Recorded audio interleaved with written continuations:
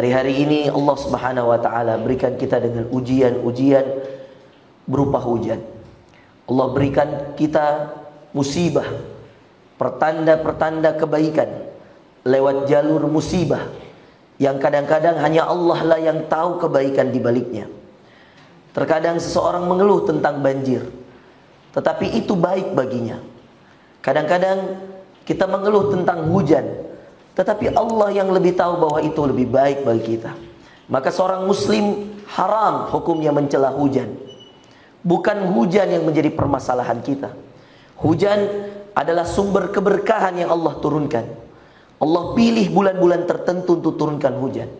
Bahkan Bapak Ibu sekalian, saudaraku yang dimuliakan Allah, hujan menjadi wasilah terkabulkannya doa sebagaimana sabda Nabi SAW.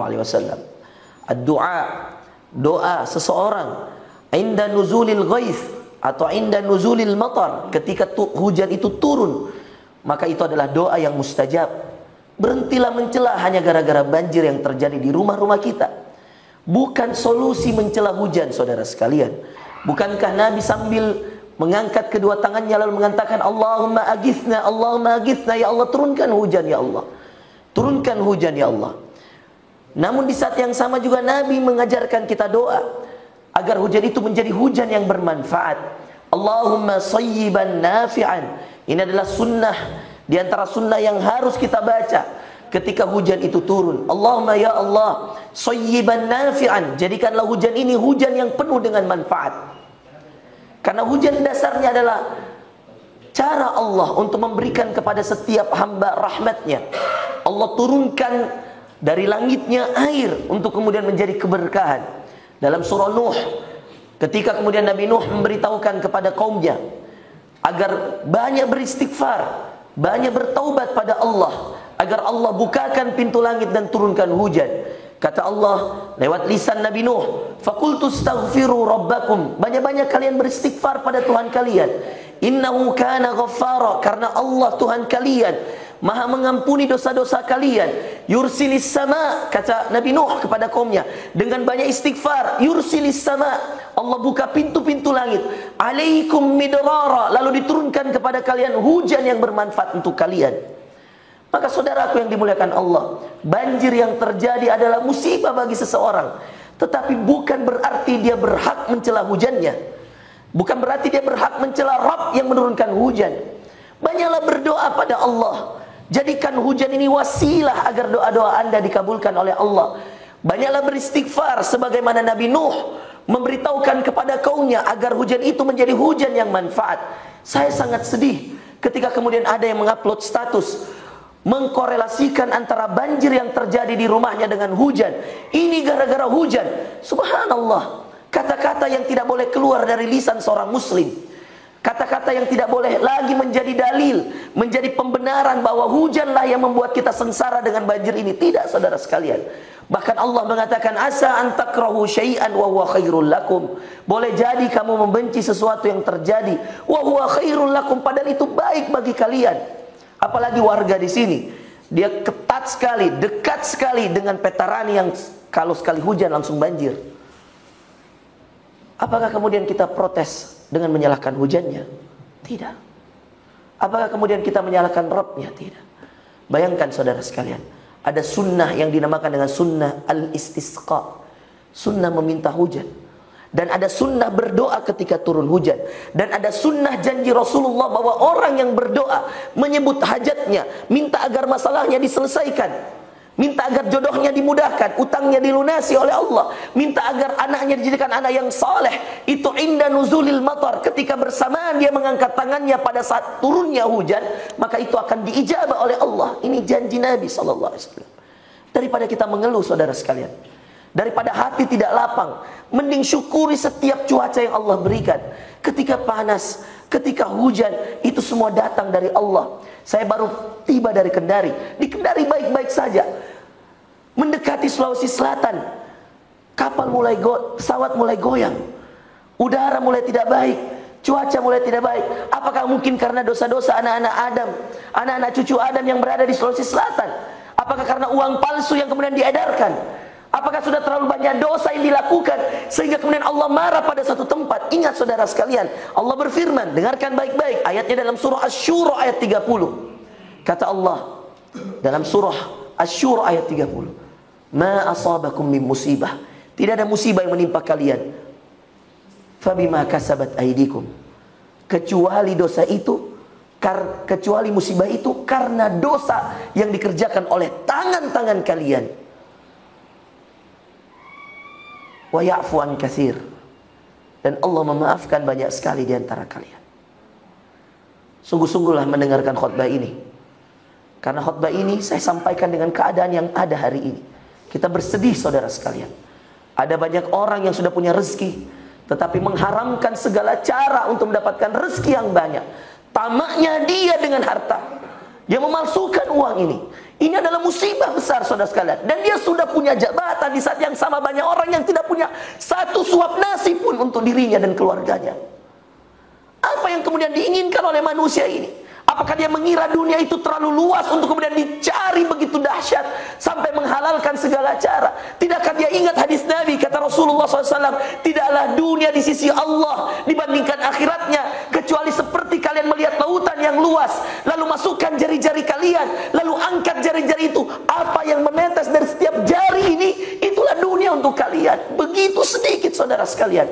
Dalam sebuah hadis yang lain, Nabi mengatakan tidaklah dunia ini berharga seandainya dia berharga, melainkan tidak ada harganya daripada sebelah sayapnya seekor nyamuk. Apa yang kemudian dicari oleh manusia? Sebagai warga Makassar, dai dari Makassar, saya malu mendengar berita pemalsuan uang itu. Apalagi yang menjadi dalangnya, menjadi orang yang memiliki pemikirannya sudah 14 tahun saudara sekalian.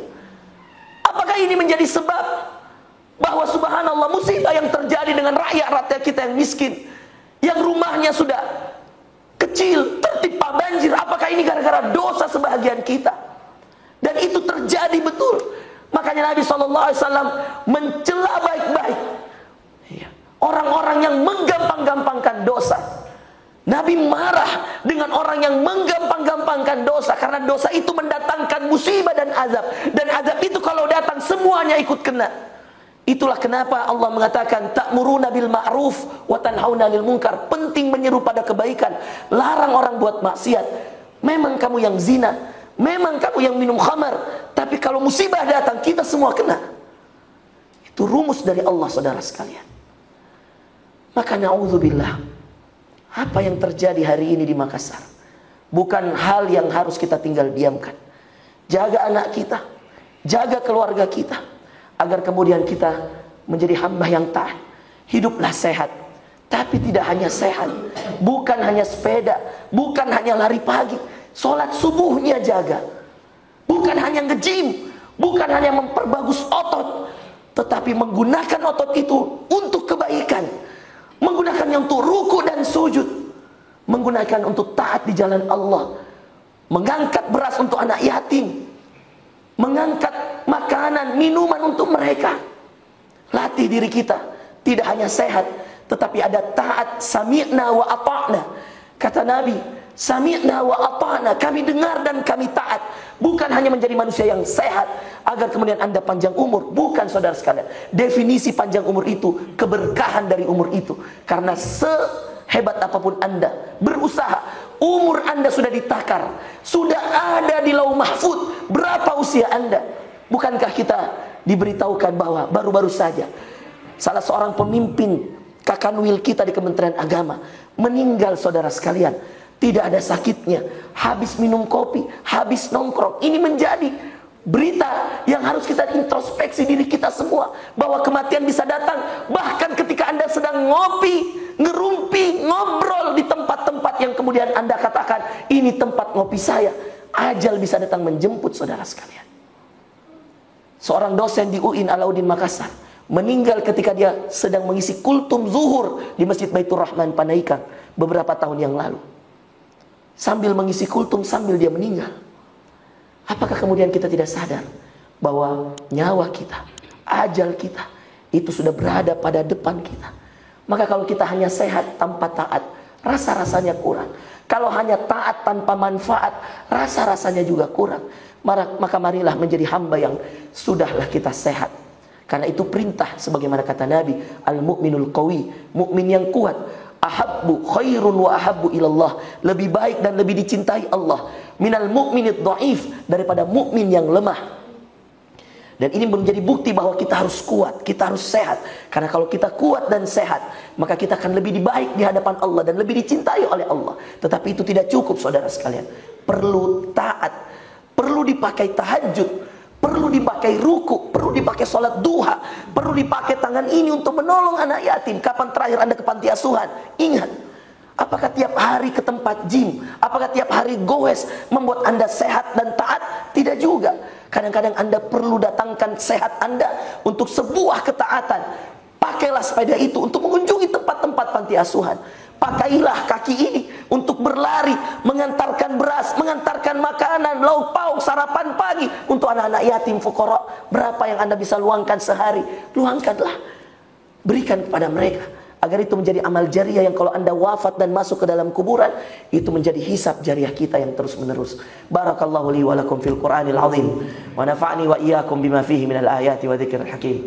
Aqulu ma tasma'un, astaghfirullah li wa lakum wa lisairil muslimina min kulli dhanbin fastaghfiruh, innahu huwal ghafurul barrur rahim.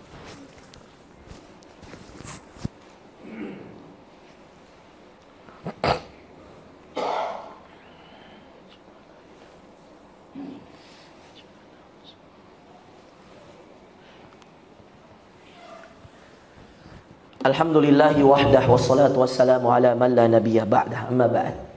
Saudaraku yang dimuliakan Allah, Nabi SAW mengajarkan sebuah doa ketika hujan itu sudah terasa membahayakan. Maka Nabi seketika meminta hujan, lalu hujan itu dirasa sudah cukup, dan akhirnya hujan itu dirasa membahayakan. Nabi mengajarkan sebuah doa, Allahumma hawalaina wala alaina. Singkatnya doa itu, Allahumma hawalaina wala alaina. Allahumma ya Allah, hawalaina, jadikanlah hujan ini sudah cukup bagi kami ya Allah. Jadikanlah hujan ini ke sebelah-sebelah kami, ke sekitar-sekitar kami ya Allah, yang membutuhkannya ya Allah. Wala alaina, dan hindarkanlah hujan ini untuk kami untuk sementara ya Allah. Ini doa Nabi. Bayangkan Bapak Ibu sekalian, perihal hujan Nabi punya 4 doa. Doa meminta hujan, Allahumma agisna, Allahumma agisna. Doa ketika turun hujan, Allahumma sayyiban nafi'an. Doa ketika hujan itu dirasa sudah cukup, Allahumma hawalaina wala alaina. Kita masih bersyukur, kita masih punya banyak pohon, kita punya tanah yang menyerap air. Anda tahu di tempat saya belajar saudara sekalian, bahkan itu di Mekah sekalipun, di Sudan, 1 jam hujan bisa membuat satu kecamatan, satu daerah tenggelam sampai selutut saudara sekalian. Sejam hujan. Anda bisa bayangkan betapa luar biasanya tanah-tanah kita. Betapa bersyukurnya kita. Kembali di akhir, sebelum saya mengakhiri dengan doa, saya ingatkan, tidak boleh, haram seorang muslim mencela hujan, apalagi mengaitkan banjir dengan hujan. Saudara sekalian, jangan pernah mencela hujan sedikit pun. Kita berdoa pada Allah, itu adalah jalan terbaik ketika dianggap hujan ini sudah membahayakan. Dengan doa tadi, Allahumma hawalaina wala alaina. Ya Allah, biarkan hujan ini di sekitar kami ya Allah, dan tidak lagi untuk kami ya Allah, untuk sementara waktu ini ya Allah.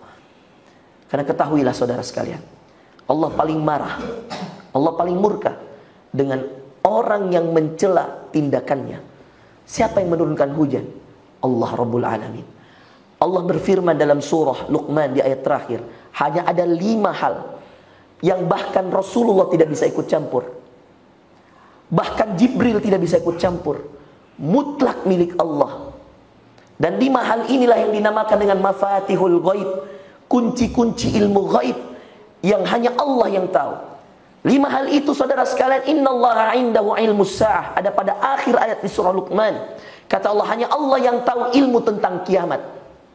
Jibril pun tidak tahu, bahkan Israfil pun tidak tahu, padahal dia yang meniup trompet nanti tanda akhir zaman itu, tapi dia juga tidak tahu kapan waktunya. Bahkan Rasulullah ketika ditanya mata sa'ah, kapan kiamat, Rasulullah cuma mengatakan tanda-tandanya sudah banyak, tetapi Allah yang maha mengetahui lebih tahu daripada yang ditanya. Lalu kemudian ilmu yang kedua, innallaha indahu ilmus sa'ah wa yunazzilul ghais. Coba bayangkan, ilmu yang kedua, ilmu tentang turunnya hujan. Semua yang memprediksi hujan pasti 100% salah. Jika ada kebenarannya itu karena kecanggihan teknologi. Tidak ada satupun manusia boleh mengatakan ini pasti sekian curahan hujannya. Tidak bisa, saudara sekalian. Kecanggihan teknologi mendekatkan saja kepastian ilmu ini sebagaimana kepastian kiamat milik Allah. Allah yang mengatakan dalam surah Luqman ayat terakhir. Wa yunazzilul ghais. Lalu ilmu yang ketiga yang hanya Allah yang tahu. Tidak ada satu makhluk pun dititipkan ilmu ini. Wa ya'lamu ma fil arham.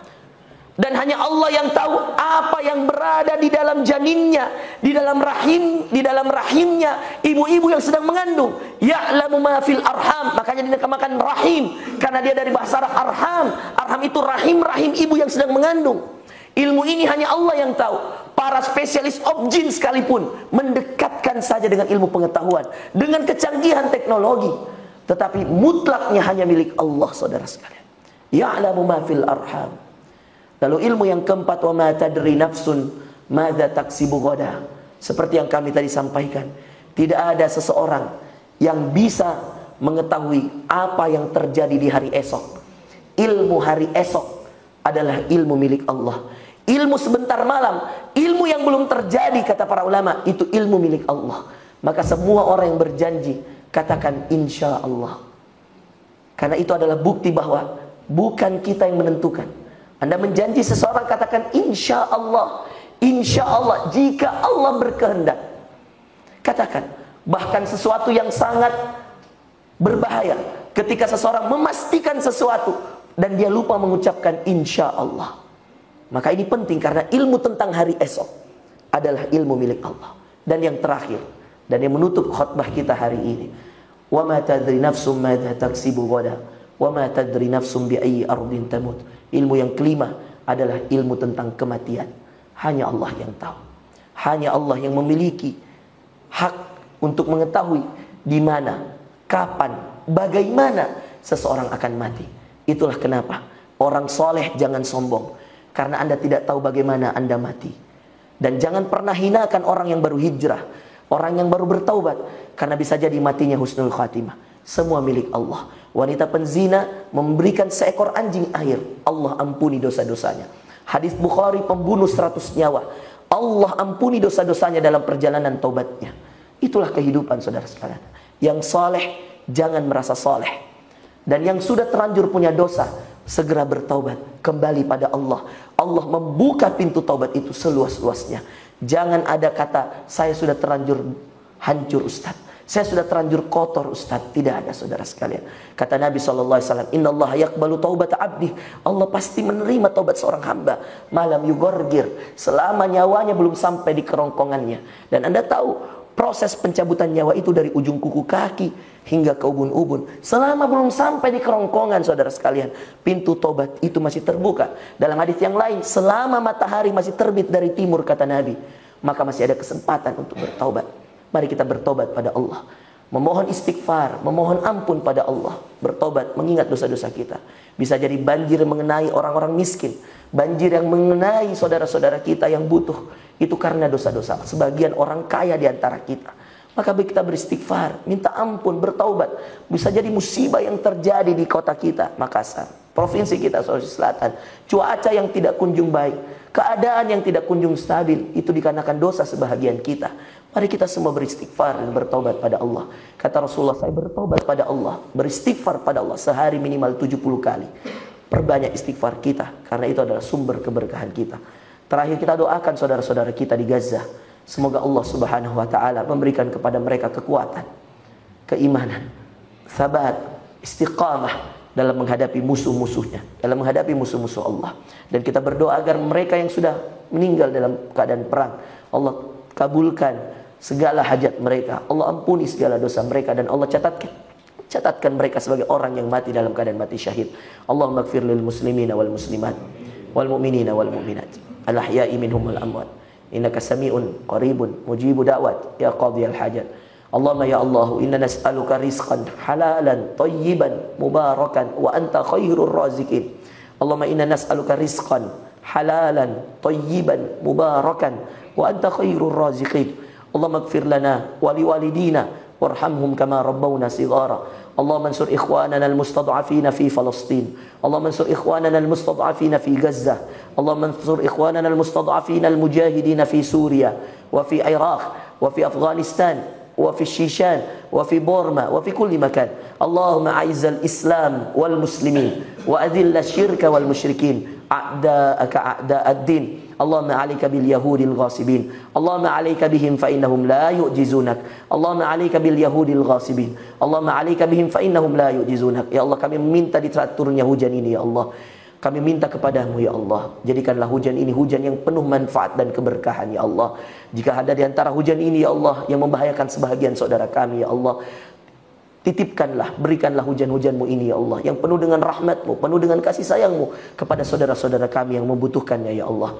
Allahumma ya Allah, ya Rahman, ya Rahim, ampuni dosa-dosa kami semua, maafkan kesalahan-kesalahan kami, terima tobat kami, ya Allah. Jangan jadikan dosa kami sebagai musibah bagi saudara kami yang lain. Jangan jadikan dosa sebagian kami menjadi musibah bagi saudara kami yang lain, ya Allah. Jangan jadikan dosa kami, ya Allah, kami bertaubat padamu, ya Allah. Jangan jadikan dosa kami sebagai musibah, azab bagi saudara kami yang lain, ya Allah. Allahumma ya Allah, nas'aluka ridhaka wal jannah wa na'udzubika min sakhatika wan nar. Nas'aluka ya Allah an ta'fu lana a'malana, an taghfir lana dhunubana. Allahumma innaka 'afuwun karim tuhibbul 'afwa fa'fu anna ya karim. Nas'aluka ya Allah fi hadzal yaumil mubarak, fi yaumil jumu'ah, ya Allah, nas'aluka an tajma'ana, ya Allah, ma'a nabiyyika Muhammad fi firdausikal a'la. Kami mohon padamu di hari Jumat yang penuh dengan keberkahan, di saat turunnya hujan ini, ya Allah, di saat kami sedang safar ini, ya Allah, kami mohon padamu, ya Allah, kumpulkan kami bersama Nabi kami Muhammad sallallahu alaihi wasallam, bersama orang yang kami sayangi di surga Firdaus-Mu, ya Allah, bersama kedua orang tua kami, bersama orang yang kami sayangi dan kami cintai, ya Allah, di surga Firdaus-Mu, ya Allah. Izinkan kami menatap wajah-Mu, ya Allah. Rabbana atina fid dunya hasanah fil akhirati hasanah wa qina adzaban nar. Subhana rabbika rabbil izzati amma yasifun. Salamun alal mursalin walhamdulillahi rabbil alamin.